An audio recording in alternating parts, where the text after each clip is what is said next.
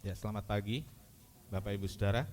Bapak Ibu yang kekasih dalam Tuhan, hari ini kita masuk di minggu setelah Pentakosta. Kita akan bicara tentang gereja. Gereja. Ya. Pada bulan minggu ini dan sepanjang bulan depan kita akan ngobrolin tentang gereja. Ya, apa sih gereja itu? Kenapa gereja ada di bumi? Ya, pentingnya gereja bagi umat manusia apa? Jangan-jangan banyak dari kita kan enggak terlalu paham itu. Nah, kita akan belajar, kita akan ngobrol tentang ini. Puji Tuhan. Kita akan baca bersama dalam Kisah pasal 2 ayat 1 sampai 4. Kisah pasal 2 ayat 1 sampai 4, kita sama-sama berdiri. Demikian firman Tuhan. Ketika tiba hari Pentakosta, semua orang percaya berkumpul di satu tempat. Tiba-tiba turunlah dari langit suatu bunyi seperti tiupan angin keras yang memenuhi seluruh rumah di mana mereka duduk. Dan tampaklah kepada mereka lidah-lidah seperti nyala api yang bertebaran dan hinggap pada mereka masing-masing. Maka penuhlah mereka dengan Roh Kudus, lalu mereka mulai berkata-kata dengan bahasa-bahasa lain seperti yang diberitakan oleh Roh Kudus kepada mereka untuk mengatakannya. Amin. Silakan duduk. Berbahagialah setiap orang yang telah membaca, mendengar dan melakukan firman Tuhan. Tuhan Yesus memberkati. Bapak Ibu Saudara, Kisah Rasul pasal 2 ayat 1 sampai 4 berbicara tentang Roh Kudus diturunkan pada hari Pentakosta. Kemudian dalam ayat 41, orang-orang yang tadinya kumpul, orang-orang yang tadinya sudah dipenuhi dengan Roh, kumpul lagi, ya, kumpul lagi. Dan Alkitab mengatakan mereka bertekun dalam doa, bertekun dalam pemecahan roti, berkumpul untuk beribadah. Saudara-saudaraku, inilah yang kemudian disebut gereja mula-mula. Ya, gereja mula-mula. Kita sering dengar itu. Jadi gereja awal dimulai dengan pencurahan Roh Kudus, dilanjutkan dengan ketemuan-ketemuan. Gitu ya. Jadi itu awal dari berdirinya gereja di muka bumi ini. Nah, saudaraku, pertanyaannya begini, pernahkah kita bertanya tentang apa gunanya gereja? Pernah enggak, saudaraku? Kalau enggak, saudara enggak pernah bertanya, sebagai orang Kristen tentu mungkin saudara sudah paham apa itu gereja. Tapi pernah enggak ada orang lain tanya pada saudara, apa sih gereja itu? Pernah? Ya, ada yang pernah ditanya, apa sih gereja itu? Ya. Lalu apa jawab kita? Tempat ibadah. Oke. Itu yang saya kemarin dengar dari cucu yang waktu belajar apa itu di sekolah. Jadi tempat-tempat ibadah umat beragama di Indonesia gitu ya. Salah satunya gereja adalah tempat ibadah orang Kristen. Cukup di situkah? Saudaraku, apakah itu yang disebut gereja menurut Alkitab? Nanti kita akan lihat bersama, saudaraku. Saudaraku, mungkin sekali jawaban yang kita berikan memang enggak salah, tapi tidak selalu benar atau enggak mencakup semuanya. Apakah gereja itu hanya merupakan perkumpulan sosial? Saudara tahu perkumpulan sosial? Semacam satu kumpulan arisan, ya, kumpulan asosiasi bisnis, hobi klub, atau komunitas tertentu. Apakah gereja? Ya, itu yang dimaksud gereja, saudaraku. Saudara-saudara, gereja ada di muka bumi ini setelah turunnya Roh Kudus. Itu harus kita pahami.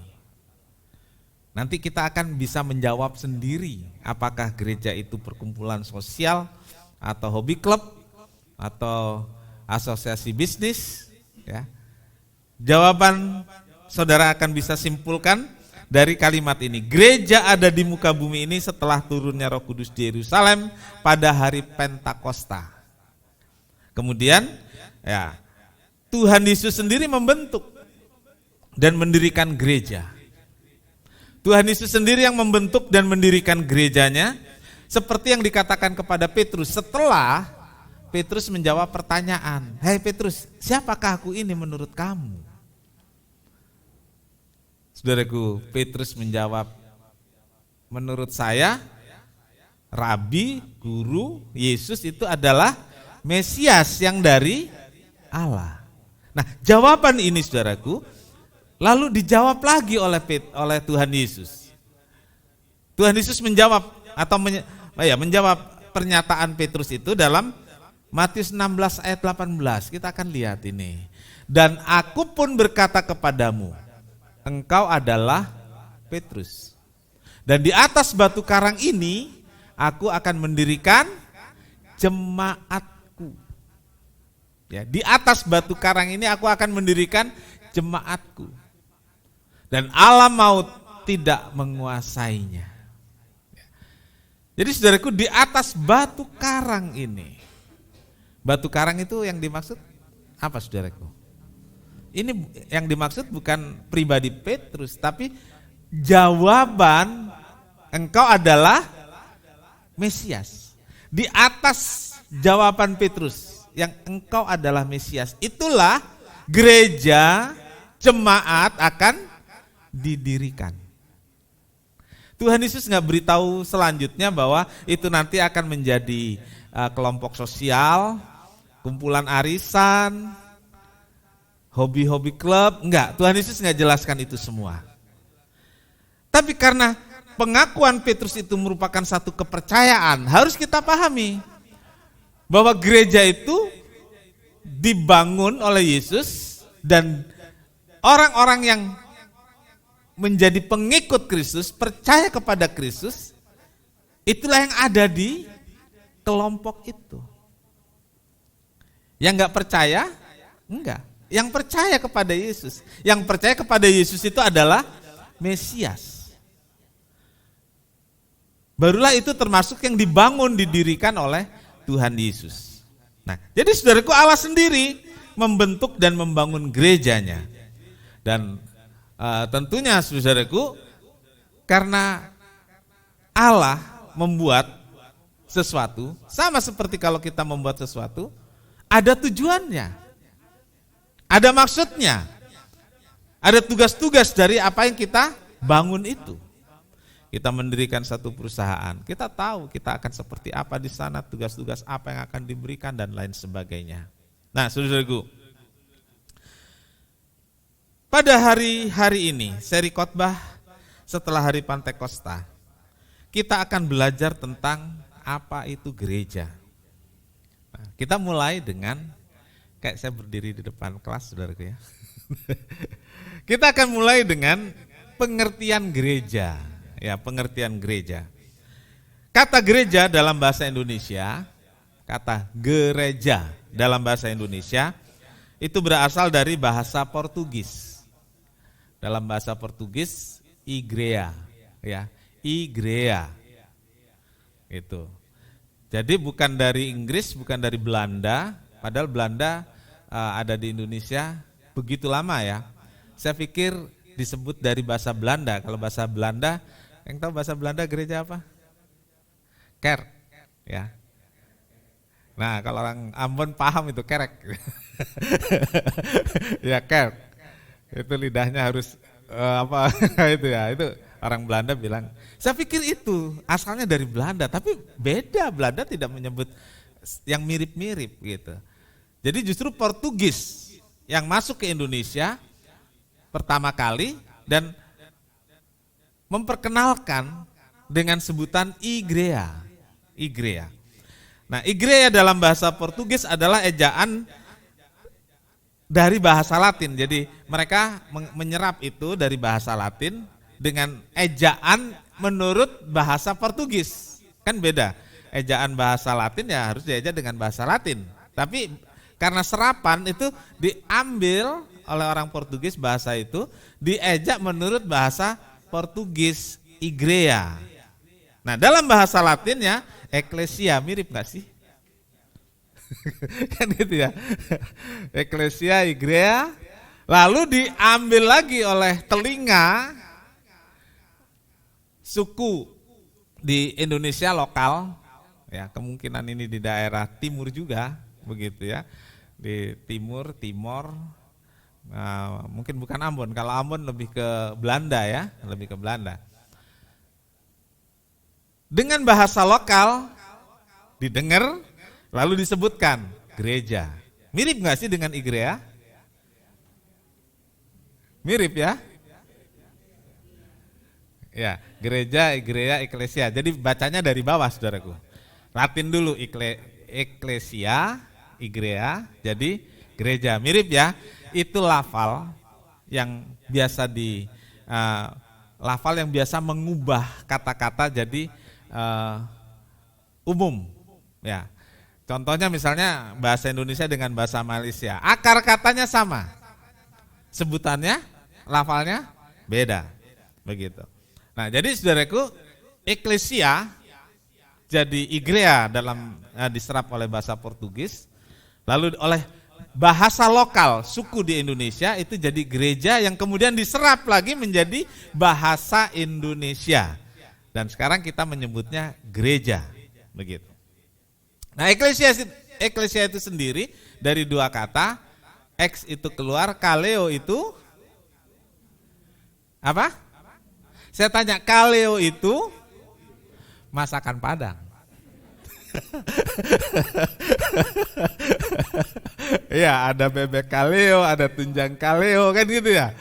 Jangan keliru, saudaraku, kaleo dalam bahasa Latin itu adalah memanggil. Eklesia artinya memanggil keluar, memanggil keluar. Oke. Yang nggak ngerti angkat tangan, akan saya ulangi. Ya, karena saya berdiri di depan mahasiswa saya. Oke. Jadi eklesia berarti perkumpulan atau kumpulan orang-orang yang dipanggil keluar. Gereja bisa langsung diterjemahkan adalah orang-orang yang dipanggil keluar. Dari igreja itulah kemungkinan dilafalkan dalam bahasa lokal, ya ini tadi sudah dijelaskan. Dalam bahasa lokal menjadi gereja dan diserap lagi jadi bahasa Indonesia yang umum disebut sekarang gereja. Nah, gereja adalah orang-orang yang dipanggil keluar dari dalam gelap karena dosa, kesalahan, hidupnya gelap, dipanggil keluar, masuk ke dalam terang, terang yang ajaib. Inilah yang Petrus katakan dalam 1 Petrus 2 ayat 9 sampai 10. Tetapi kamulah bangsa yang terpilih, imamat yang rajani, bangsa yang kudus, umat kepunyaan Allah sendiri, supaya kamu memberitakan perbuatan-perbuatan yang besar dari Bapa, yang telah memanggil kamu keluar dari gelap kepada terangnya yang ajaib. Jadi inilah saudaraku, eklesia, gereja, igreja. Mereka yang dipanggil keluar dari gelap kepada terangnya yang ajaib. Jadi saudaraku, gereja berarti bukan bangunan, bukan gedung, gitu ya. Gereja berarti bukan satu lokasi atau satu tempat, bukan juga lembaga atau organisasi. Gereja bukan lembaga, gereja bukan organisasi. Gereja adalah pribadi saya. Gereja adalah individu, personal. Siapa itu? Individu yang berdosa tadi, hidup dalam gelap, dipanggil keluar. Dari gelap itu, ditempatkan, didudukkan, disediakan tempat di dalam terang yang ajaib. Itu gereja. Jadi gereja itu siapa? Saya gereja. Saudara, pribadi-pribadi gereja. Coba katakan, saya adalah gereja. 2, 3. Saya adalah gereja. Oke, Saya adalah gereja. Siapa saya yang adalah gereja? Orang-orang berdosa, hidup dalam gelap, dipanggil untuk menikmati dan hidup dalam terang Kristus. Itu gereja. Ya, itu gereja. Tetapi saudaraku, sudah menjadi pemahaman umum bahwa gereja itu adalah gedung. Tadi pagi saudara ketemu dengan tetangga rapi, saudara rapi dengan membawa Alkitab. Tetangga akan bilang bagaimana? Mau ke gereja ya Bu? Mau ke gereja ya Pak? Kan gitu ya. Tapi ya jangan juga kita jawab, saya ini gereja. Ya jangan. Mereka nggak tahu itu gitu. Mereka taunya ke gereja itu adalah tadi dari sekolah diajarkan gereja adalah tempat ibadah orang Kristen gitu. Nah, karena sudah menjadi pemahaman umum, jangan dipermasalahkan. Ya, jangan dipermasalahkan, tetapi justru itu harus membuat wawasan kita lebih luas, bertambah banyak yang kita pahami, sehingga kita bisa memaknai bahwa gereja itu adalah yang pertama, tadi apa? Orang percaya pada Kristus secara pribadi, itu gereja. Tadi kita udah bilang, saya adalah gereja.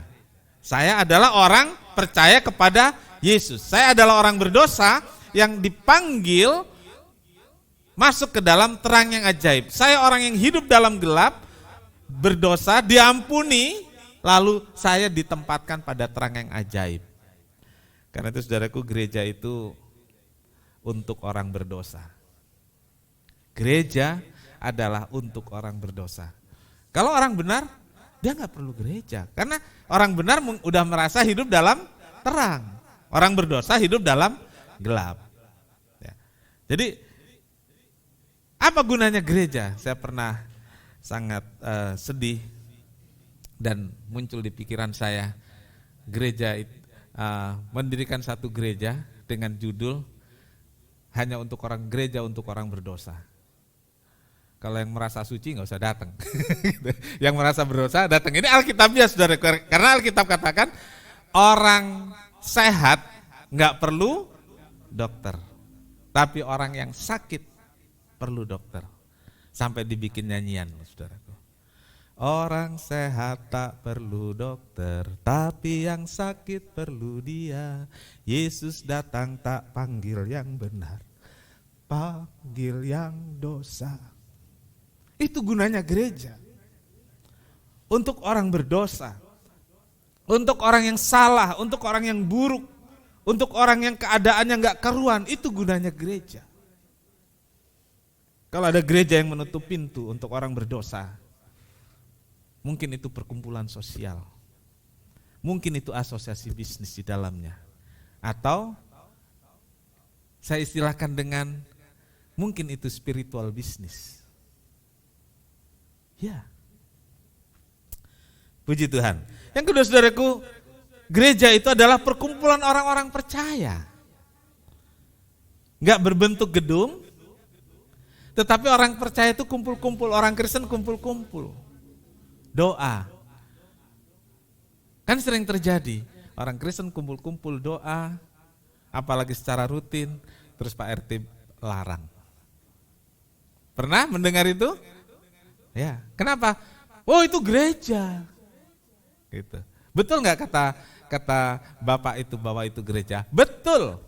Walaupun saudara ngotot ini persekutuan doa dan lain-lain. Karena gereja itu adalah orang percaya yang kumpul-kumpul kan gitu. Kumpul-kumpul untuk ibadah, untuk doa, itu gereja, saudaraku. Ya, lalu gereja itu yang ketiga di sini saya tuliskan gedung. Seperti kita diajarkan dari kita sekolah, tempat orang Kristen beribadah. Lalu gereja itu adalah nama dari organisasi atau denominasi.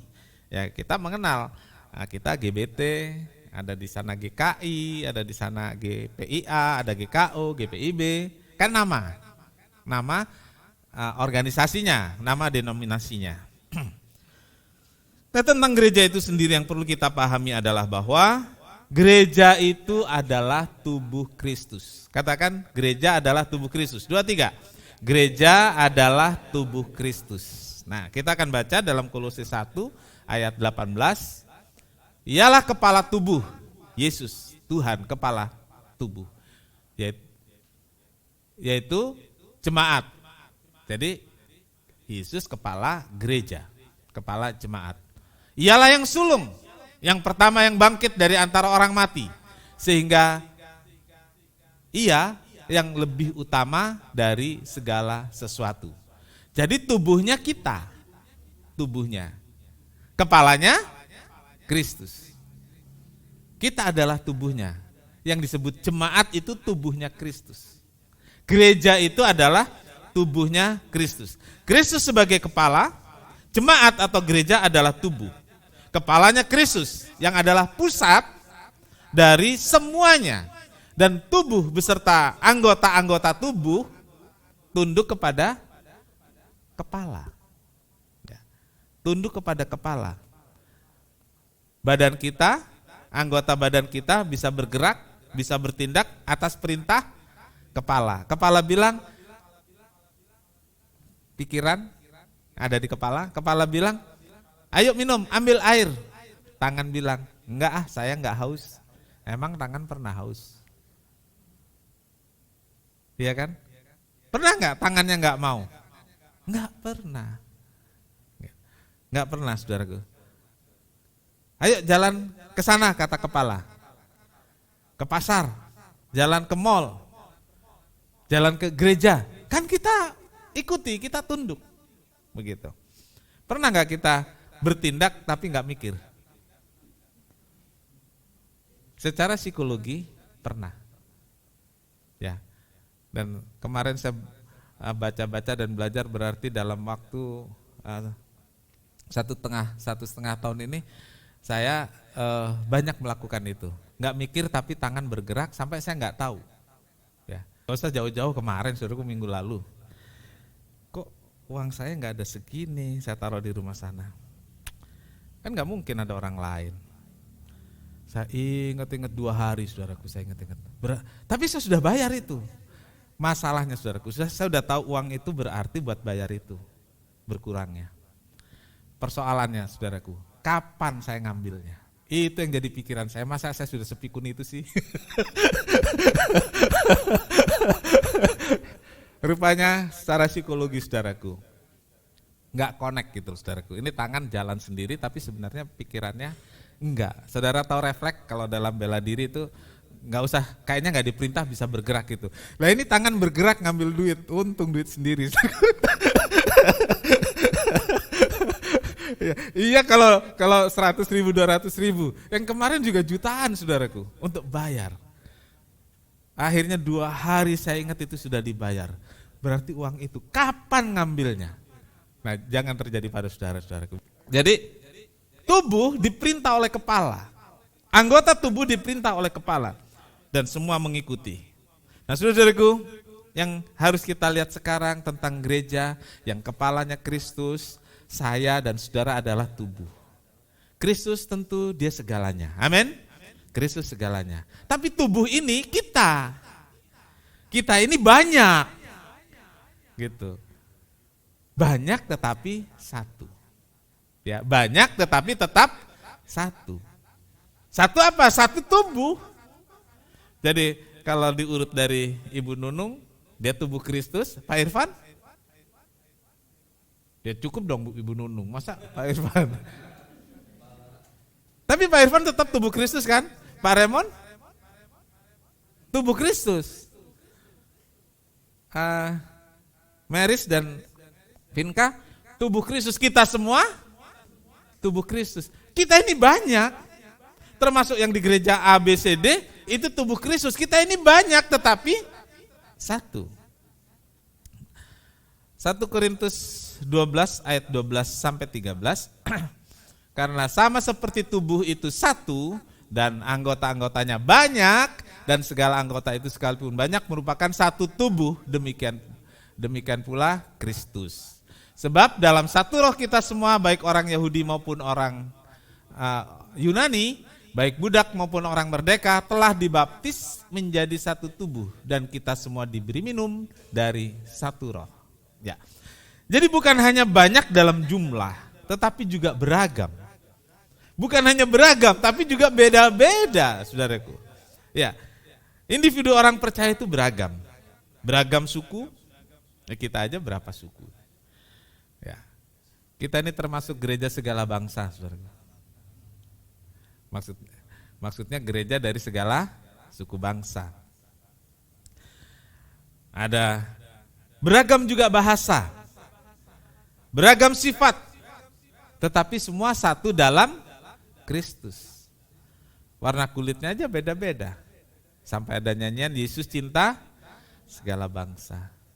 Hitam, kuning, putih, merah. Semua sama. Semua adalah tubuh Kristus yang satu. Organisasi dan sinode juga beda-beda. Ada HKBP, ada GPIB, di Indonesia saja ada 335 nama sinode organisasi gereja. 330 sekian lah. Karena harus update terus, bisa tambah gitu. Ya, terakhir itu 335 atau 3 berapa begitu, 300-an lah, saudaraku. Tapi semua itu adalah satu yang adalah tubuh Kristus. Doktrinnya juga beda-beda. Ada doktrin Calvinis, ada Arminianis, pengajaran juga beda-beda, ada yang berbahasa roh, ada yang tidak. Terus ada banyak juga yang berbahasa kalbu, saudaraku. Karena kalau doa nggak ngomong bahasa Indonesia, nggak ngomong bahasa roh, diem aja. Jadi doanya bahasa kalbu itu, saudaraku. Iya. Jadi harus diakui dalam banyak hal ada beragam dan berbeda, tetapi semua adalah satu yang adalah tubuh Kristus. Banyak tetapi tetap satu tubuh. Ya, yang berikut, yang kedua di poin ini, banyak saling membutuhkan dan saling melengkapi. Ya, saling membutuhkan dan saling melengkapi. Saudaraku, tidak ada orang yang sempurna. Ya. Masing-masing punya kekurangan, masing-masing punya kelebihan. Gunanya untuk apa? Ada yang kurang, ada yang lebih. Yang kurang membutuhkan, yang lebih melengkapi. Jangan kalau udah lebih diambil sendiri, yang kurang nangis sendiri, jangan. Jadi ada kurang, ada lebih, ada butuh, ada yang melengkapi. Itulah gereja. Itulah tubuh Kristus. Roma 12 ayat 4, sebab sama seperti pada satu tubuh, kita punya banyak anggota ini. Satu tubuh, banyak anggota. Tetapi tidak semua anggota itu mempunyai tugas yang sama. Beda-beda. Saudaraku, tangan nggak bisa disuruh melihat. Kalau tangan disuruh melihat namanya meraba. Dia langsung cari-cari. Kan nggak bisa, saudaraku. Tidak pada tempatnya. Mata kelebihannya apa? Dia bisa melihat sesuatu yang jauh. Tapi tangan hanya sebatas panjangnya tangan untuk mengambil sesuatu. Jadi saudaraku, semua ada, saling membutuhkan dan saling melengkapi. Ada tempat, ada tugas untuk setiap anggota tubuh Kristus. Tuhan mempercayakan, Tuhan menetapkan, Tuhan menempatkan seperti yang dikehendakinya. Masing-masing kita dipercaya dengan karunia, dengan talenta, dan dengan tugas. Bukan berarti kemudian kita bisa jalan sendiri dan tidak peduli pada yang lain. Saling membutuhkan, saling melengkapi. Di sini akan nyata bahwa berbeda tetapi saling membutuhkan. Berbeda tapi saling melengkapi. Yang terakhir, saudaraku, siapa yang pernah tahu Trimas Ketir? Tahu nggak Trimas Ketir? Oh, lain generasi ya. Yang tahu Gisel Trimas Ketir. Ben tahu. Ada lagi? Oka tahu ya Trimas Ketir? Tahu. Trimas Ketir. Coba semboyan yang terkenal dari Trimas Ketir apa itu? Ya ini. All for one and one for all. Satu untuk semua, semua untuk satu. Terinspirasi dari Trimas Ketir, jadikan poin. Ya.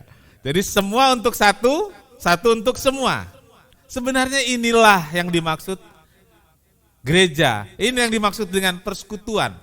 Tidak ada yang mementingkan diri sendiri. Tidak ada yang penting saya. Tetapi satu untuk semua, semua untuk satu. Itu artinya masing-masing memikirkan kepentingan orang lain. Bukan mengutamakan kepentingan diri sendiri. Filipi 2 ayat 4. Dan janganlah tiap-tiap orang hanya memperhatikan kepentingannya sendiri, tetapi kepentingan orang lain juga. Kita baca sama-sama, mulai. Dan janganlah tiap-tiap orang hanya memperhatikan kepentingan diri sendiri, tetapi kepentingan orang lain juga. Saudaraku, berarti harus ada kerelaan berkorban. Iya, namanya mikirin orang lain tuh pasti korban, saudaraku. Mengalahkan kepentingan diri sendiri itu namanya berkorban. Apa sih yang dikorbankan? Ego. Ya, ego. Jangan ingin menang sendiri. Jangan ingin kemauannya yang harus dituruti. Dalam gereja ini penting, saudaraku. Kalau masing-masing mau menang sendiri, ya kita nggak ada di sini sekarang, betul? Kita nggak ada di sini. Kita ada di tempat lain, tempat yang mungkin secara keinginan kita memang ingin ada di sana. Jadi saudaraku, yang kita korbankan tuh ego kita. Ada perasaan rela, gitu saudaraku. Ada perasaan rela. Ya, kerelaan mendahulukan kepentingan orang lain. Ada yang silahkan tapi nggak rela, saudaraku.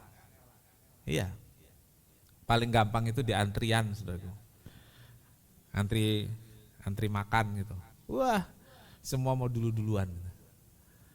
Saya sih bukan karena lapar, cuman saya nggak mau nanti udah diacak-acak orang baru saya ngambil.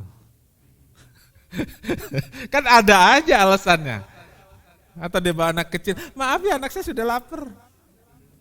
Nah, di antrian pernikahan bisa berantem gara-gara antri. Iya saudara-saudara, jadi ego itu harus disingkirkan.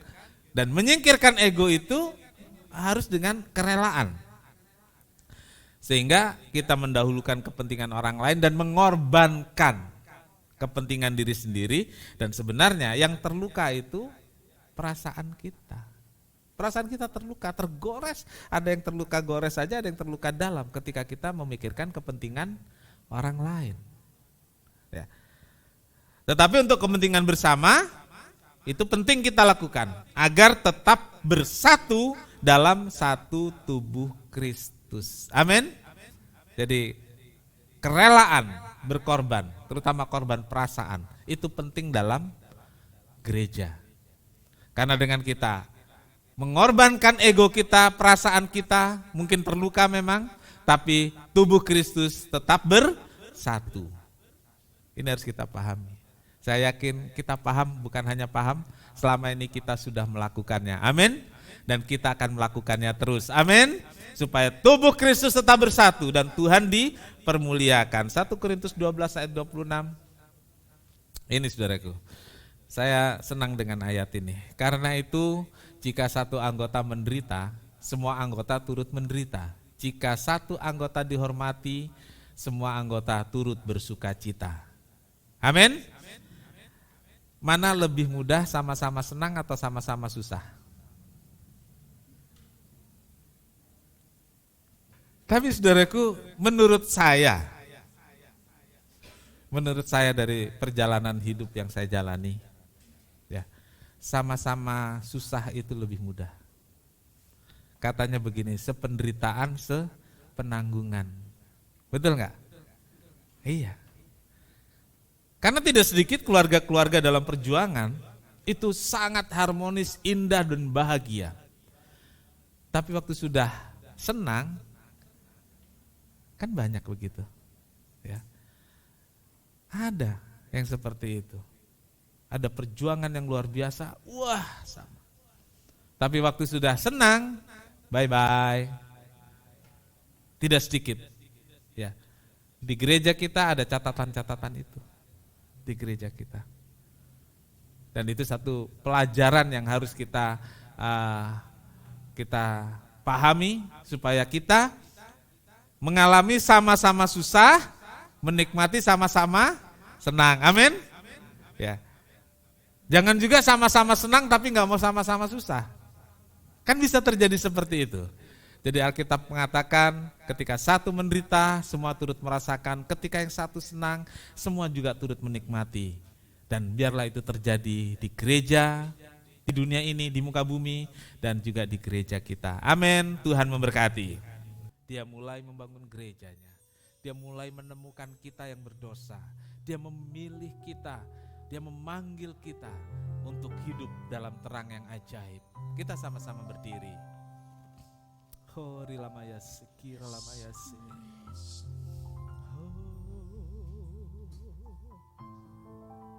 Kira lamayasi, kira lamayasi.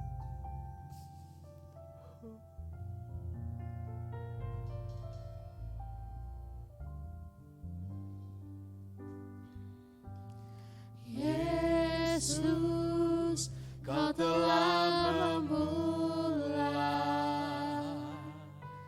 segala yang baik dalamku. Engkau menjadikanku serupa gambaranmu dan berharga di matamu.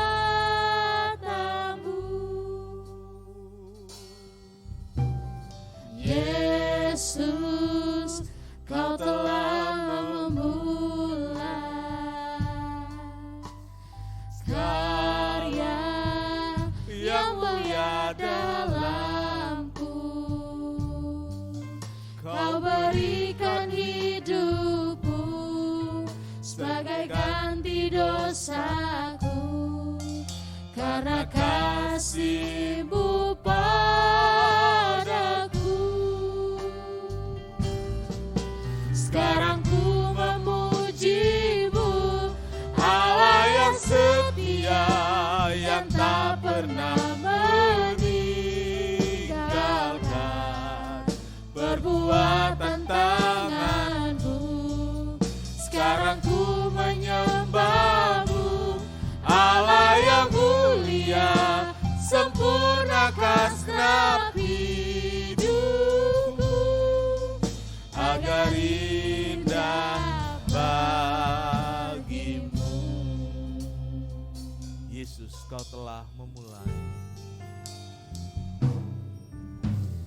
Yesus, Kau telah memulai segala yang baik dalamku. Engkau menjadikanku serupa gambaran-Mu dan berharga di mata-Mu. Yesus, Kau telah memulai karya yang mulia dalamku. Kau berikan hidupku sebagai ganti dosaku, karena kasih-Mu padaku. Sekarang ku memuji-Mu, Allah yang setia, yang tak pernah meninggalkan perbuatan tangan. Yes, amen. Sekarang ku menyembah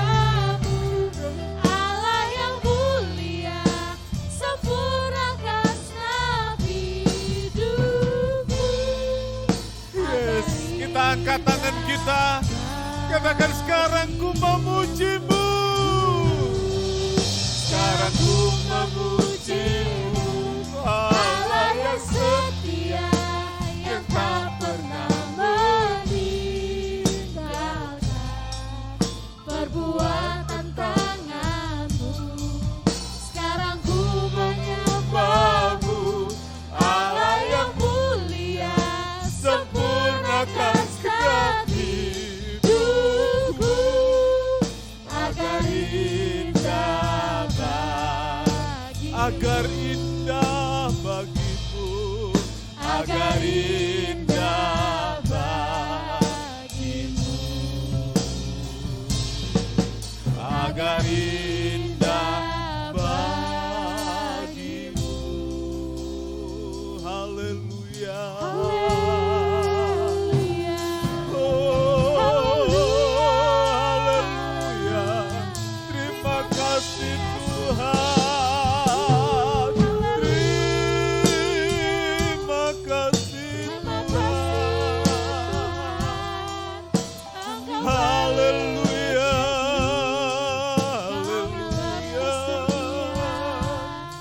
Haleluya. Haleluya.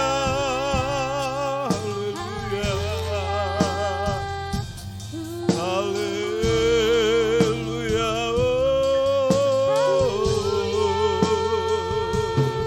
Terima kasih Yesus. Terima kasih Yesus. Terima kasih Engkau baik. Terima kasih Engkau membuat kami berharga. Terima kasih.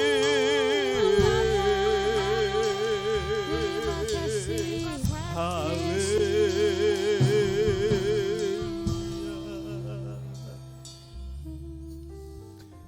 Jesus. Terima kasih Tuhan Yesus. Terima kasih. Engkau membuat kami berharga. Yang sebenarnya kami sudah gak punya harga lagi. Tapi Engkau memanggil kami.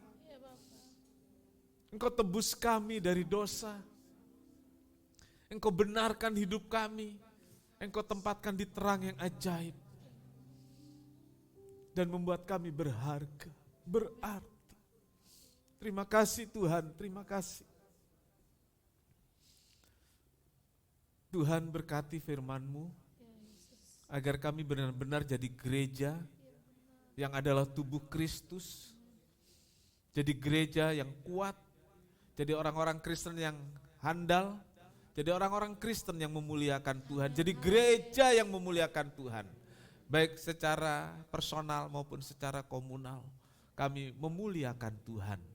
Terima kasih Tuhan, terima kasih memberkati semua yang hadir di gereja ini. Memberkati anak-anakku yang ambil bagian dalam pelayanan. Tuhan, kami juga berdoa buat mereka yang mengikuti ibadah di rumah masing-masing. Tuhan juga memberkati mereka dan menolong mereka semua. Terima kasih, berkati korban, persembahan, persepuluhan anak-anak-Mu. Berlipat kali ganda Tuhan limpahkan berkat sehingga Tuhan dimuliakan. Pimpin kami pulang dengan selamat dan sukacita. Dan biar hari ini bisa kami nikmati dengan sukacita bersama keluarga dan Tuhan dipermuliakan. Terima kasih Tuhan, terima kasih. Segala puji bagi Tuhan. Berberkat-berkat Allah turun atas jemaat.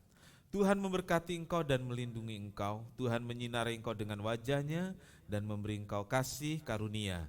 Tuhan menghadapkan wajah-Nya kepadamu dan memberi engkau damai sejahtera. Saudara yang kekasih, terimalah berkat dan damai sejahtera dari Allah Bapa, kasih karunia dari Tuhan Yesus serta persekutuan Roh Kudus serta kita semua sekarang sampai selamanya. Ini doa kami ya Tuhan yang kami alaskan dalam satu nama, yaitu di dalam nama Tuhan Yesus Kristus Juru Selamat dan Penebus kami berdoa. Bapa kami yang di sorga, dikuduskanlah namamu, datanglah kerajaan-Mu, jadilah kehendak-Mu di bumi seperti di sorga. Berikanlah kami pada hari ini makanan kami yang secukupnya, dan ampunilah kami akan kesalahan kami, seperti kami juga mengampuni orang yang bersalah kepada kami. Janganlah membawa kami ke dalam pencobaan, tetapi lepaskanlah kami daripada yang jahat. Karena Engkaulah yang punya kerajaan dan kuasa dan kemuliaan sampai selama-lamanya. Amin. Bapa, terima kasih. Bapa, terima kasih. Bapa di dalam surga,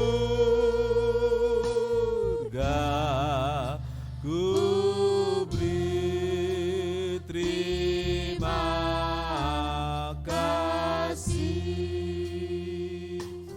Amin.